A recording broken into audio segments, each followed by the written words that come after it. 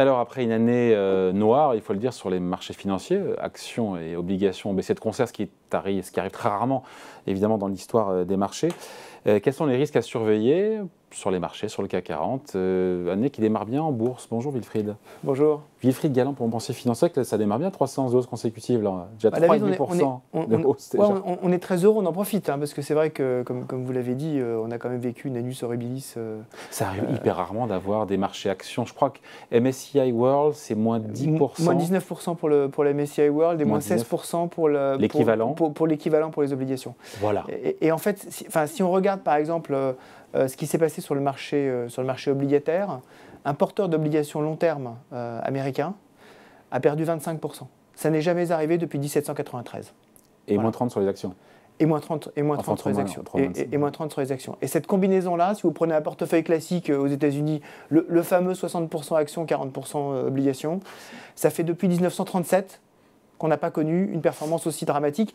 2008, tout le monde a en tête la crise de 2008. Hein. Le portefeuille 60-40 cette année, en gros, il a fait moins 17%. En 2008, il aurait fait moins 15%. Ouais, donc voilà. On a fait, pour un investisseur diversifié, j'entends bien pour un investisseur diversifié. C'est une calamité. Voilà, et en particulier la partie obligataire, c'est, vous le savez, je pense mieux que quiconque, c'est véritablement le système vital du système financier. C'est l'amortisseur. Beaucoup plus que les actions. Les actions, c'est important, on le regarde énormément en termes de valorisation, de création de valeur instantanée. Mais en revanche, ce qui irrigue le système économique mondial, c'est le marché obligataire. On a eu un crack obligataire l'an dernier, pardon de le dire. Complètement. Mais d'une violence inouïe. Absolument, absolument. Enfin, on n'a pas assez employé ce mot-là d'ailleurs. On a véritablement un crack spectaculaire. Enfin, je rappelle qu'on a un crack obligataire spectaculaire. On a commencé l'année sur le 10 ans français à 0,17, voilà, 0,17%, et on a terminé à 3. Voilà.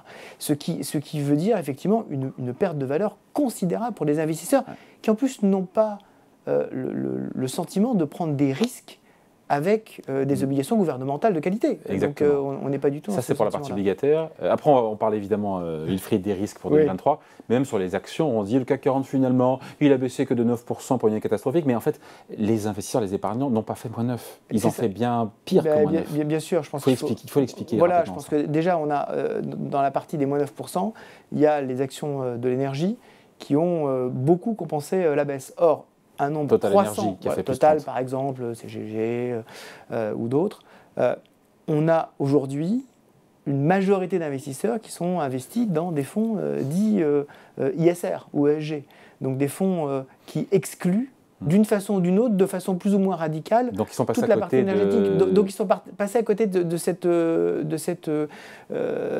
amortisseur. On a également des fonds aussi parfois dans des vieux contrats d'assurance vie, qui sont des fonds qui sont anciens et qui ne font pas mieux ou même l'équivalent des indices. Ils font en général moins bien. Et donc l'épargnant français... Qui avait des actions n'a pas fait moins 9, mais a fait quoi, moins 10, moins 15 ? A fait probablement autour de moins 15%, oui. Et sans compter tous ceux... Moi j'ai une pensée particulière pour ceux qui avaient des fonds dits profilés prudents, qui avaient 20 ou 30% d'actions et qui avaient 70% d'obligations, sur lesquels on se disait finalement le risque est relativement faible, et qui ont fait des performances de l'ordre de moins 10% ou pire l'année dernière. Ça, c'est vraiment très dur. Bon, on peut imaginer un bon cru avant, et après on parle des risques, on rentre dans notre sujet. On peut imaginer un bon cru sur 2023 avec toutes les... Encore une fois, tous les risques dont on va parler, la Chine, les taux, l'énergie. Moi, c'est vraiment mon scénario. Hein. Mon scénario, c'était un scénario, on en avait parlé sur ce plateau, c'était un scénario de baisse forte de l'inflation et d'un amortisseur de l'économie mondiale via une relance chinoise. On va en parler, ça fait partie des choses à surveiller. Et c'est en train de se mettre en place. Je pense qu'effectivement, on a la possibilité cette année, si effectivement ce scénario central quand même de désinflation, donc de stabilisation des taux d'intérêt, c'est très important les taux d'intérêt parce que c'est le prix du risque et le prix du temps sur les marchés financiers, c'est véritablement majeur. Si on a cette stabilisation-là et pas d'effondrement économique, donc une stabilisation économique et une relance peut-être par rapport à ce qui est en train de se passer en Chine, alors on pourra avoir une belle année sur les marchés. C'est le scénario boucle d'or, ça. Et en plus, statistiquement, vous savez que quand on ne sait plus à qui se fier, on est un peu des numérologues, on fait un peu de numérologie sur les marchés financiers. Et donc, quand on regarde effectivement les performances des marchés actions inférieures à moins 10%, moins 20% sur certains indices, on voit qu'il y a 2/3 de chances, en fait, statistiquement, d'avoir un fort rebond derrière supérieur à 10%. Donc, espérons enfin, qu'effectivement ce sera le cas. 2022 venait ponctuer une très bonne année boursière 2021 Et aussi. exactement, mais donc normalement, voilà, on a des effets de cycle qui font que ça devrait bien se passer si effectivement les éléments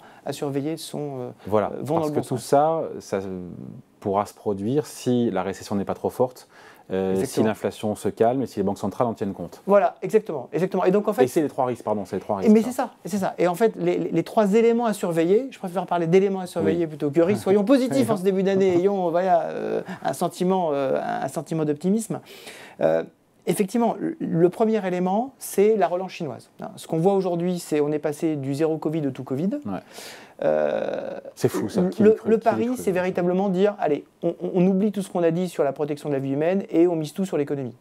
En disant, le tissu social et le tissu économique chinois sont tellement fragilisés par ce qui s'est passé depuis 3 ans qu'on ne peut plus se permettre, que les autorités ne peuvent plus se permettre de conserver l'économie sous cloche. Ils veulent faire en 3 mois ce que nous on a fait en 3 ans de réouverture et de s'habituer à vivre avec le virus. Et exactement, avec un petit bémol, c'est qu'ils n'ont pas la même efficacité vaccinale. Et ça, c'est clair. Et ça, c'est quand même un vrai sujet. À la fois en pourcentage de gens vaccinés, en efficacité du vaccin. Exactement. Mais donc, le sujet, c'est est-ce qu'ils vont arriver effectivement à relancer cette économie, réouvrir cette économie sans avoir d'effet de stop and go, d'effet de Covid long et d'effet peut-être de turbulences sociales, de populations qui sont objectivement un peu perdues par rapport à tout ce qu'on leur a dit depuis 3 ans et qui d'un seul coup est jeté à la poubelle. Si ce scénario-là se met en place, c'est vrai que c'est ce que jouent aujourd'hui les marchés financiers depuis 2-3 jours et ce qu'on voit aujourd'hui en particulier avec les valeurs de luxe qui tirent beaucoup le CAC 40 depuis 2-3 jours.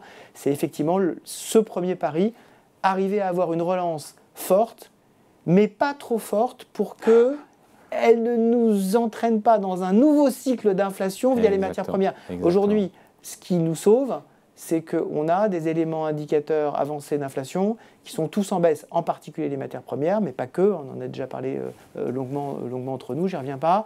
Mais cet élément-là, il est critique, c'est le deuxième élément à surveiller, c'est-à-dire comment est-ce que les banques centrales vont interpréter ce qui est en train de se passer dans l'économie, c'est-à-dire effectivement une baisse sensible des indicateurs d'inflation partout, en tout cas des indicateurs avancés, mais qui se traduit avec retard dans les chiffres dits CPI, les chiffres d'inflation vis-à-vis du consommateur, qui effectivement sont une résultante de ce qui s'est passé ces derniers mois. On voit par exemple que le prix du fret est en train de plonger, le prix des matières premières baisse, le prix d'éléments comme tout ce qui est transport même ferroviaire ou aux États-Unis le transport routier est en train de baisser.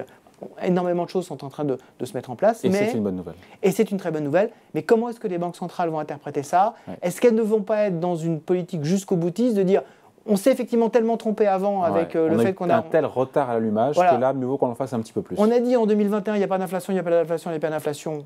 Et d'un seul coup, on s'est rendu compte qu'il y en avait, donc il fallait aller très fort. Est-ce que le risque, c'est pas qu'ils disent si, il y a toujours de l'inflation, il y a toujours de l'inflation, alors qu'on voit très bien que c'est en train de baisser. Donc ça, un petit peu trop lourde alors que et donc l'inflation remonter trop fort les taux d'intérêt, casser, et on le voit déjà dans des secteurs comme le secteur immobilier, on voit qu'il y a un impact déjà très fort aux États-Unis bien sûr, et en France. Pas sur les prix aux États-Unis.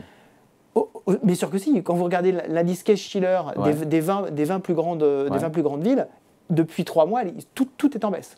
Tous les plus grandes villes, depuis 3. Alors, la moyenne sur 3 mois, c'est 5%, c'est pas non plus énorme. Oui, mais on était à plus 15 ou plus 20. Exactement, mais ça veut dire que... On n'est pas en glissement annuel, on n'est pas sur du moins 5.